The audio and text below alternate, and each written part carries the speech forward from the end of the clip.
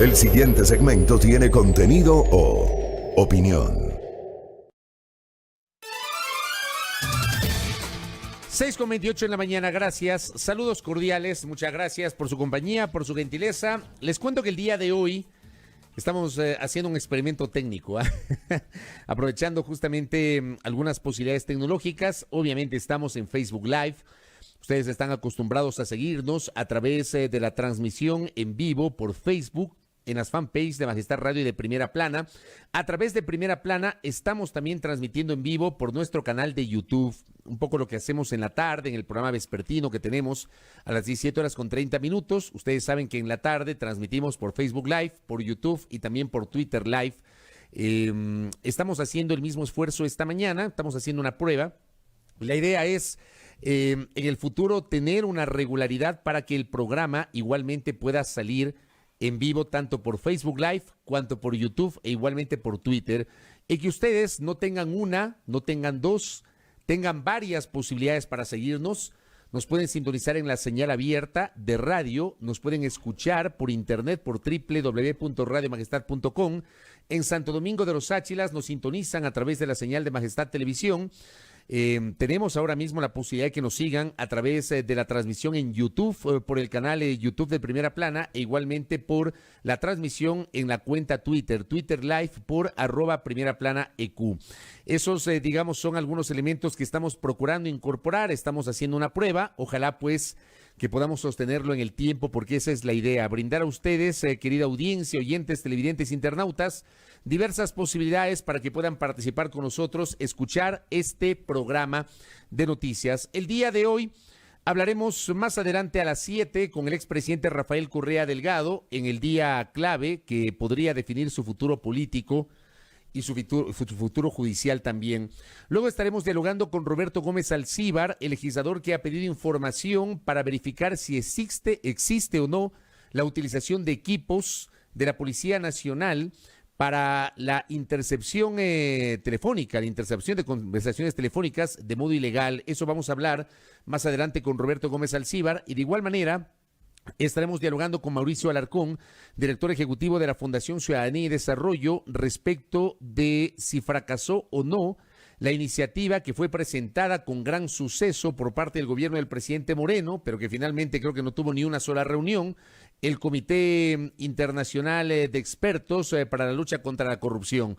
Vamos a ver qué nos dice Mauricio Alarcón sobre aquello. Así que estamos pendientes y contamos como siempre con su generosa sintonía. Abrazos a la distancia.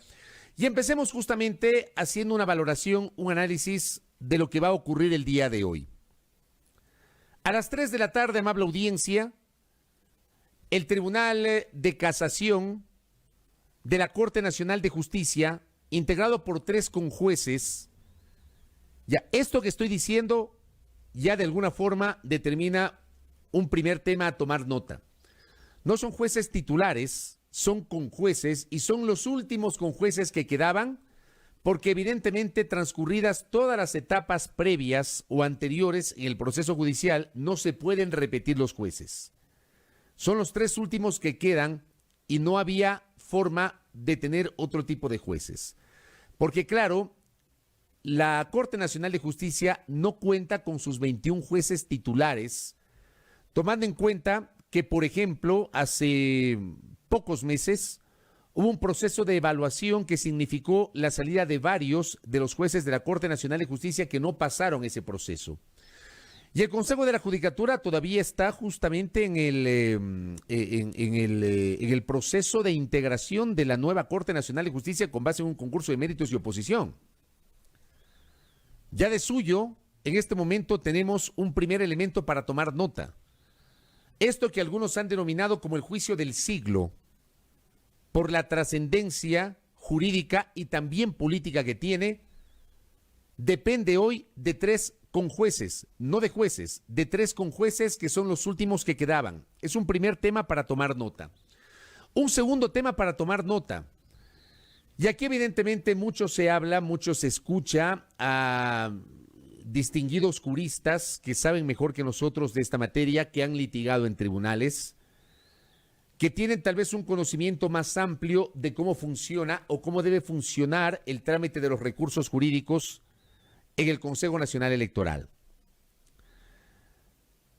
Y muchos de ellos dicen que lo que está ocurriendo hoy debería ser lo correcto en estricto rigor si hablamos de los plazos, si hablamos de la rapidez y de la agilidad con la que la Administración de Justicia está procediendo en este caso.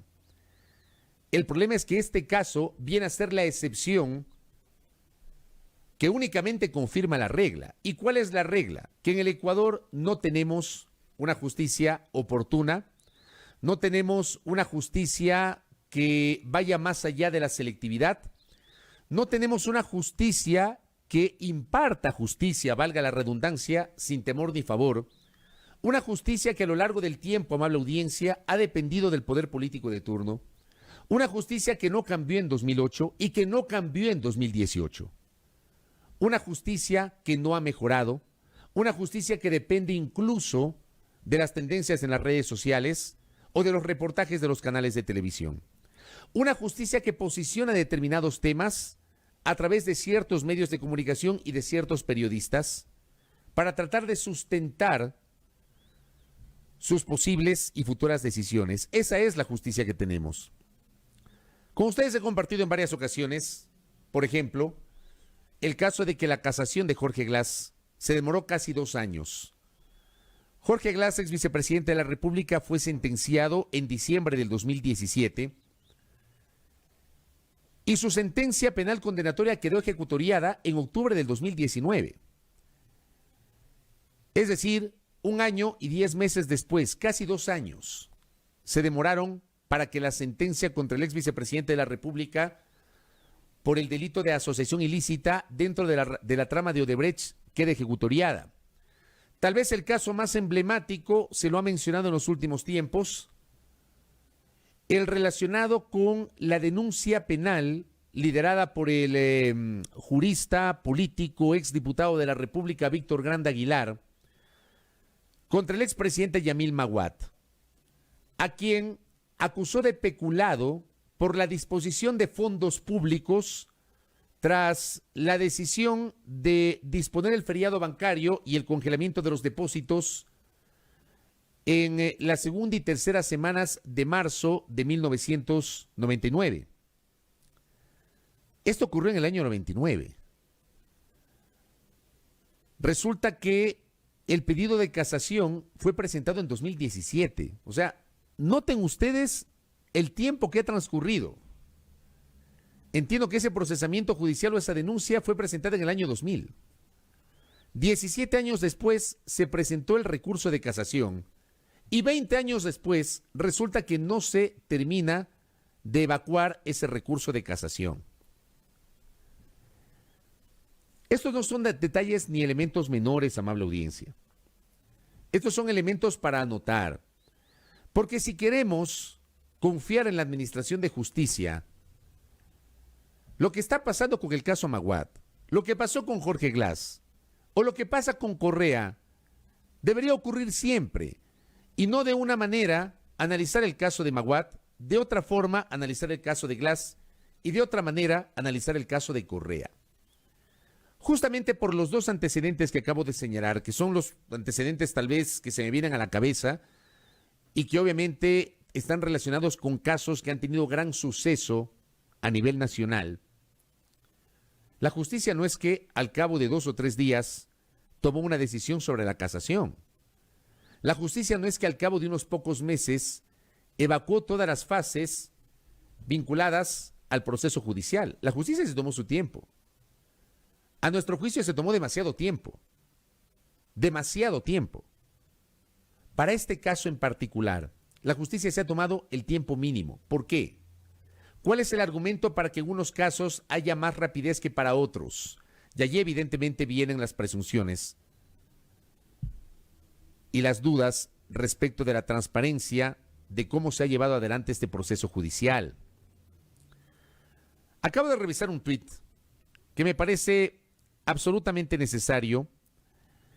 Lo publicó el día de ayer. Ayer fue 6, sí. El día de ayer, después del mediodía, el jurista Mario José Espinosa. que decía lo siguiente: siempre que emitamos comentarios sobre un juicio, hagámoslo exigiendo justicia. Justicia en base a derecho, es decir, en la ley, no en odios políticos o en temas de ideales. Recordemos que atrás de cada persona existe una familia. Al fin de todo somos humanos y tenemos derechos. Y esto lamentablemente no se entiende. ¿Y por qué no se entiende? Porque hay un segmento lamentablemente de la opinión pública que quiere no justicia sino venganza. Hay un segmento de la opinión pública que está desencantada de la manera como a lo largo de los años se ha manejado la administración de justicia y hoy cree que con este caso se está brindando una demostración de que la justicia ha cambiado y ha cambiado para bien. Pero yo insisto, es apenas un caso de decenas, de cientos de casos que no se los ha manejado de la misma manera y que no se los ha medido con la misma vara. Y yo voy a ratificar lo que dije el día viernes en estos micrófonos, amable audiencia. Ustedes a mí no me van a escuchar, no me escucharon antes, no me escucharon el viernes, no me van a escuchar hoy ni me van a escuchar mañana. Decir que fulano, sultano, mengano, perencejo, procesados y sentenciados por este caso, por cualquier otro caso, son culpables o inocentes. A mí no me van a escuchar eso. No me van a escuchar eso. Porque no soy juez, porque no soy perito, porque no soy fiscal y no soy agente de criminalística. Soy apenas periodista. Y yo sí creo que el ejercicio de la libertad de expresión y de la libertad de opinión debe ir acompañado de argumentos y de presupuestos de rigor y de seriedad. Yo no voy a decir si Correa es culpable o es inocente. No lo voy a decir, eso que lo digan los jueces. Lo que sí voy a ratificar y a insistir es en el hecho de que este fallo, como cualquier fallo judicial, debe y tiene en el futuro que estar apegado a derecho. Que los tiempos procesales, que los tiempos jurídicos no vayan de la mano con los tiempos políticos. Hoy más que nunca me queda claro, que siempre estuvo en la agenda emitir una sentencia y que la sentencia quede en firme antes de la convocatoria de elecciones. Nosotros lo habíamos advertido en su momento, en este espacio de noticias, en nuestro ejercicio de libertad de expresión. Independientemente de si Correa hubiese podido ser o no candidato, independientemente de eso, los tiempos jurídicos los ataron a los tiempos políticos. Hubo, por ejemplo, denuncias de abogados de procesados, por ejemplo, empresarios del sector privado. Hubo denuncias que no se les respetó todos sus derechos jurídicos y no pudieron acceder a todas las instancias. Hubo denuncias a través de las cuales abogados de los procesados señalaron que no habían recibido la sentencia completa.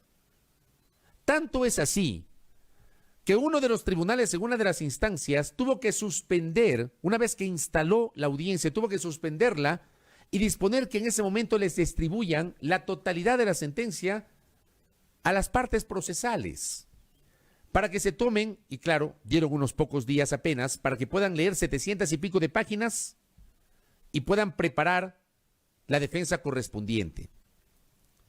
Esos terminan siendo temas que afectan la seriedad y la validez del proceso. Son temas sobre los cuales hay que tomar nota. Hay que tomar nota. En lo de fondo, la Fiscalía ha sustentado, desde su punto de vista, ha sustentado sus acusaciones. Yo ratifico lo que dije el día viernes. Me llamó la atención la declaración de la Fiscal General del Estado el día jueves. La fiscal señalando que ninguno de los abogados había desvanecido las acusaciones cuando ese no es el escenario en el que se desenvuelve un recurso de casación. En casación se revisa si una decisión judicial en las instancias anteriores a la casación cumplió con todos los elementos relacionados al debido proceso, si se cumplió la ley, si hubo una interpretación adecuada de la ley.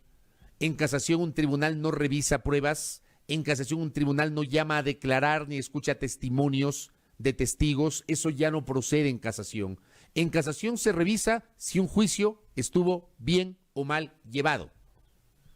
Y si el tribunal considera que el juicio fue mal llevado o que la decisión de los jueces no estuvo apegada a la norma, los jueces pueden casar la sentencia, es decir, dar la razón a la persona que presentó el recurso de casación y no dar paso a la sentencia penal condenatoria. Como también los jueces pueden rechazar la casación, con lo cual la sentencia penal condenatoria quedará ejecutoriada. Eso es lo que deberá ocurrir el día de hoy. Pero es una pena que los tiempos políticos hayan estado atados, o mejor dicho, que los tiempos judiciales para este caso hayan estado atados a los tiempos políticos, porque esto ya también implica una duda adicional. En el Ecuador, amable audiencia, los ecuatorianos debemos exigir una justicia proba, una justicia rápida, una justicia transparente, una justicia pegada a derecho. En el Ecuador del mundo ideal, en el Ecuador del mundo real, líderes de opinión, actores políticos, periodistas, de modo abierto incluso, han escrito o han hecho declaraciones poniendo en duda la transparencia y la honestidad de los integrantes del Tribunal de Casación. Una vez más, este fin de semana se volvieron a leer comentarios en las redes sociales de varios de estos segmentos que creo yo malutilizan su legítimo derecho a la libertad de expresión.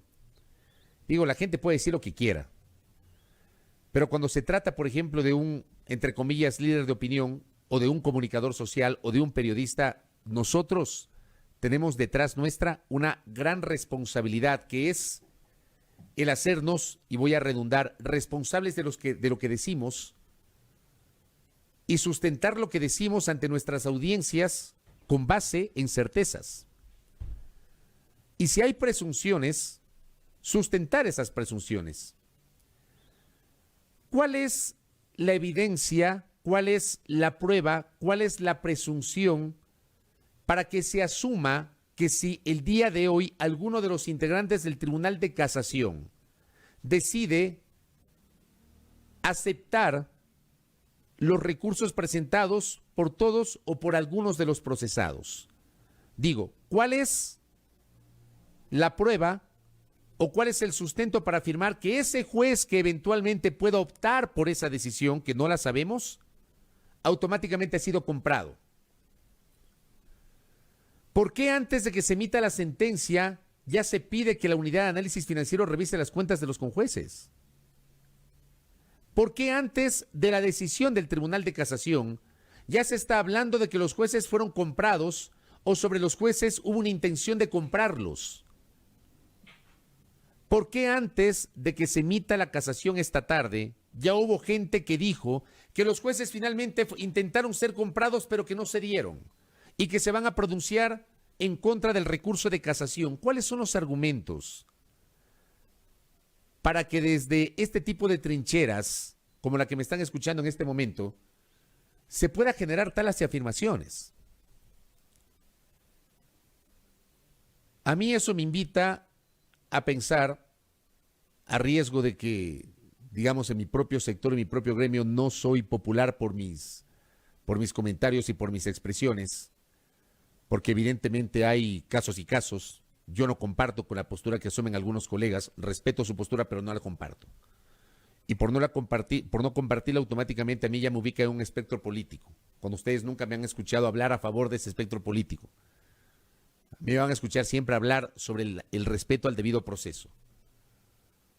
Pero ¿de qué estamos hablando?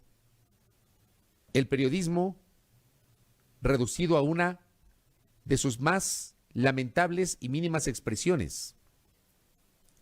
La libertad de expresión no puede ser libertad o libertinaje para acusar sin pruebas a alguna persona.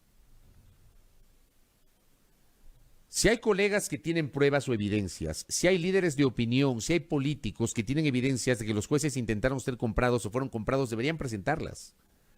No simplemente pretender posicionar en la opinión pública, porque además es gente que tiene muchos seguidores.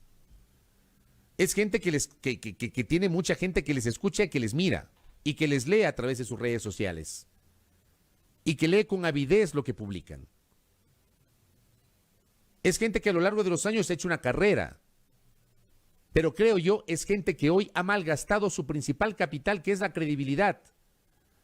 Porque el señalar que los jueces fueron comprados o pretendieron ser comprados, o el señalar que a algunos de los jueces hay que revisarle sus cuentas sin presentar una prueba, eso ya deja de lado la credibilidad de un comunicador.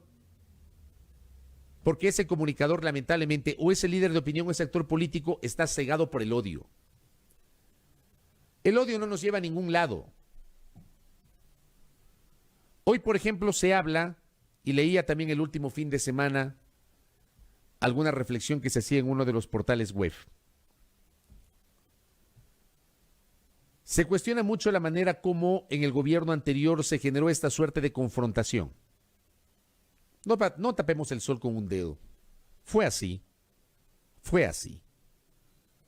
Hubo espacios en los cuales no se podía disentir. Termina siendo así. Hubo discursos que nosotros en lo personal, en este espacio, lo criticamos. Hubo excesos que los criticamos. No es que ahora estamos criticando. Hubo excesos que los criticamos en su momento. Y por criticar esos excesos, quienes hacíamos y hacemos este espacio fuimos estigmatizados también por el gobierno anterior. Por algunos funcionarios del gobierno anterior. Fuimos estigmatizados, fuimos señalados. Éramos mal vistos por cuestionar determinadas prácticas del gobierno anterior. Pero bueno, el fin de semana alguien escribió algo relacionado con eso. Quiero preguntarles si 3 años después las cosas cambiaron. Si 3 años después las cosas son mejores. Si 3 años después ya no hay odio. Si 3 años después hay unidad en el Ecuador.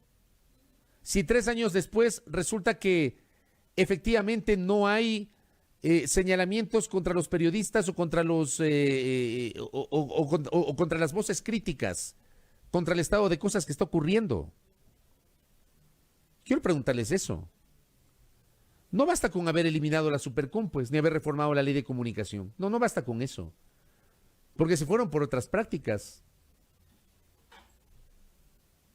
El utilizar cuentas falsas para crear tendencias y desprestigiar a sectores críticos con lo que está ocurriendo, me incluyo. Yo les he contado en varias ocasiones. A mí me han hecho varias campañas de desprestigio en los últimos tiempos. Y además me he hecho en los últimos tiempos de enemigos gratuitos.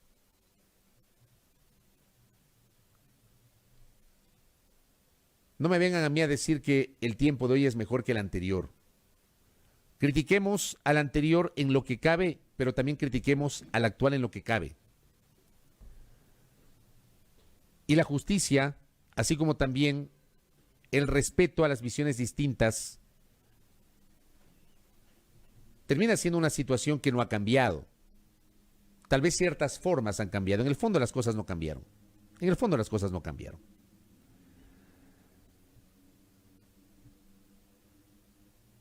Yo creo que cuando digo lo que estoy diciendo, termino siendo una golondrina que no hace verano o estoy arando en el mar. Yo no tengo ninguna expectativa sobre lo que pase la tarde de hoy. Insisto, no es mi rol señalar si Correa y compañía son culpables o inocentes. Ese no es mi rol. Mi rol es como comunicador aspirar, exigir, demandar, esperar el respeto al debido proceso y que los fallos se den en derecho. Si a mí me preguntan, yo no tengo ninguna expectativa sobre la tarde de hoy. Ninguna expectativa sobre lo que pueda pasar la tarde de hoy. Y eso tal vez es lamentable porque esta es la prueba de fuego y este debía ser el proceso a través del cual, como algunos pomposamente le han llamado el juicio del siglo, este debía ser el proceso a través del cual la justicia demuestre que finalmente va a salir por sus fueros.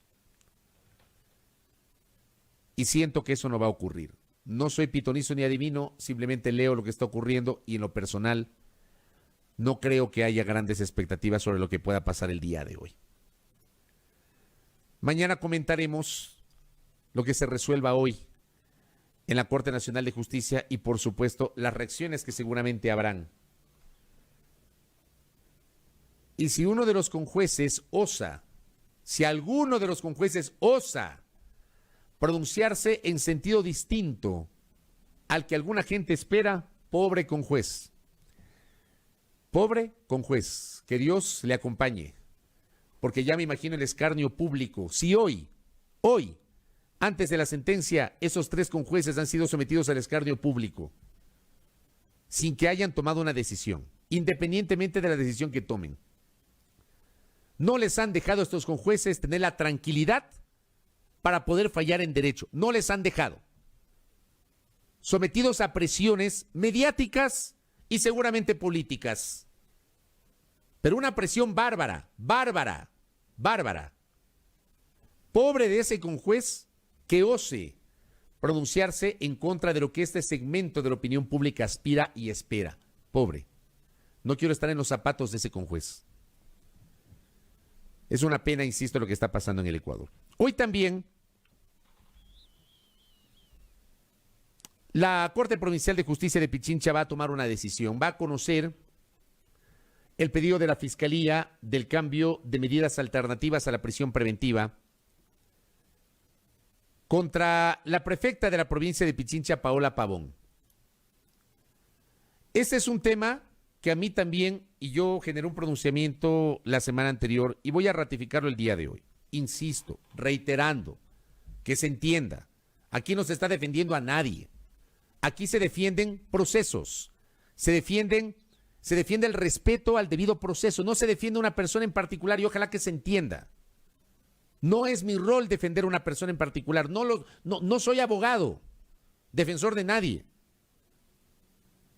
Pero mi rol como comunicador sí me invita a mí y me obliga a defender el debido proceso. Y es lo que deberíamos vigilar todos los ecuatorianos, no solamente desde nuestras trincheras periodísticas. Hay un pedido de la Fiscalía de cambio de medidas cautelares alternativas a la prisión preventiva. La prefecta de Pichincha, Paola Pavón, desde el 24 de diciembre del año anterior, tiene medidas alternativas a la prisión preventiva. La prefecta estuvo más de 2 meses privada de la libertad tras los hechos de octubre, acusada del supuesto delito de rebelión. El 24 de diciembre, la jueza Patrova Guerra, que también recibió el escarnio público de alguna gente que ni la conoce, tuvieron que salir hasta abogados de vieja data, muchos de ellos, para explicarle a la opinión pública quién era la jueza Patrova Guerra. Pero se metieron con la jueza, la denostaron, le dijeron jueza comprada, jueza corrupta, sin conocer siquiera la carrera de la mencionada magistrada. El año pasado pasó esto. Le otorgan medidas alternativas a la prisión preventiva y de lo que yo sé, la prefecta ha seguido trabajando y despachando desde el gobierno de la provincia de Pichincha. El fiscal Alberto Santillán, que lleva la causa, ha pedido un cambio porque tienen una presunción de que la prefecta supuestamente ha estado tramitando el asilo político ante el gobierno de México, el gobierno del presidente Andrés Manuel López Obrador. México ha confirmado que no hay ninguna solicitud, que no ha receptado ninguna solicitud para el cambio de medidas cautelares contra la prefecta, que no hay ningún pedido de asilo político. El gobierno de México ha dicho no hay pedido de asilo político. La Cancillería este fin de semana, ante un pedido de la prefecta, también ha respondido que no conoce de ningún trámite de asilo político de la prefecta al gobierno de México.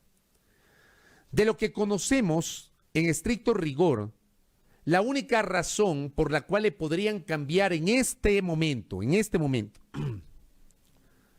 instancia, cuando recién hace pocos días se dio el auto de llamamiento a juicio, recién va a empezar el juicio propiamente dicho contra la prefecta, contra Virgilio Hernández y contra Cristian González, la única razón para cambiarle las medidas cautelares es que hayan incumplido con las mismas. Por ejemplo, la presentación periódica ante autoridad competente,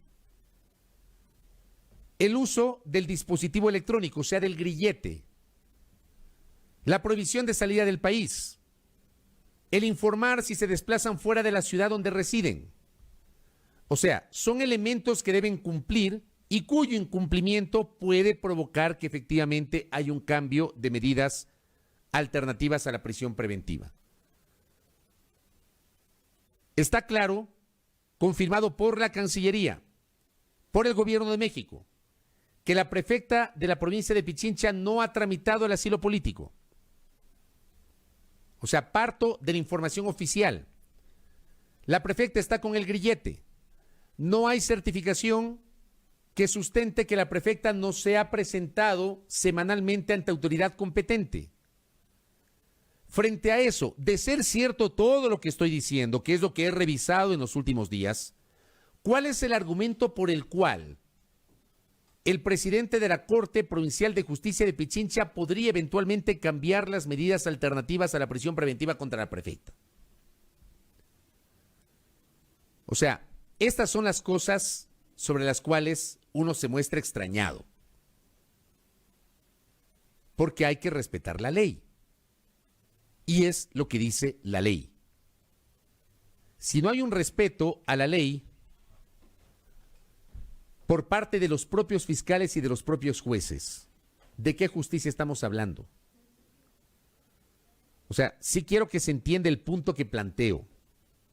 Yo no estoy defendiendo a la prefecta porque no es mi rol defender a la prefecta. A mí no me han escuchado ni me van a escuchar decir que la prefecta es culpable o inocente. No me escucharon antes ni me van a escuchar hoy. Ni me escucharán mañana. Pero sí defiendo, por favor que se entienda, sí defiendo la necesidad de que se respete el debido proceso. La necesidad de que las normas sean utilizadas tal y como señalan o como se señalan para poder tomar decisiones por parte de la Administración de Justicia. Ojalá que se entienda el punto, porque ya leo como siempre algunos comentarios, ¿no? De gente que no entiende el punto, de gente que no comprende el punto que se está planteando. Y sobre esto vamos evidentemente a conversar más adelante con nuestros entrevistados. Gracias a este comentario de un querido amigo. Me dice, escucho tu ponderado comentario, toda la razón, debido proceso, presunción de inocencia y que se quiera juzgar y quien quiera juzgar que aporte pruebas. No se puede presionar a los jueces así. Ese es el punto que planteo. Que se tomen las decisiones que se tomen, que se tengan que tomar, pero que no quede en el imaginario de la gente el hecho de que la justicia fue impartida con base a presiones y no con base a certezas. Es la que estamos planteando en este momento. En fin, en punto a las 7 de la mañana aquí en A Primera Hora, amable audiencia, vamos a cerrar nuestro editorial del día de hoy. Ojalá que se entienda el punto que se plantea. A veces hay gente, como diría mi doctor Tandazo, hay gente que hay que explicarle con maicitos para que entienda. Ojalá que esta explicación con maicitos haya sido entendida. Hay gente que no comprende el punto. Aquí no se defienden personas, se defienden procesos. El debido proceso, que se entienda, el debido proceso. Eso es lo que uno debe defender. No acusar o exculpar a tal o cual personaje porque me cae bien o me cae mal. En punto a las 7, al retornar, estaremos ya iniciando la ronda de entrevistas correspondiente a la jornada del día de hoy. Hablaremos con Rafael Correa Delgado, luego con Roberto Gómez Alcíbar y finalmente con Mauricio Alarcón, aquí en A Primera Hora.